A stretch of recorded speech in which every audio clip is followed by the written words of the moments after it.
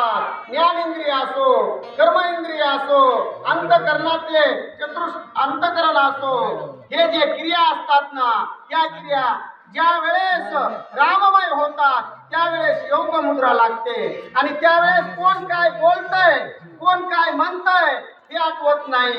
दृश्य सुद्धा राममय होत. परत विठ्ठला परत बोल, हनुमान विसरा हनुमत बन. दोघासे नाटवे दोन्हीपणा, तटस्थ पूर्ण श्रीरामे.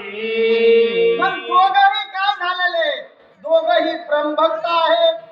जसा भरत भक्ती करतो त्याप्रमाणे हनुमंतराया सुद्धा करतात.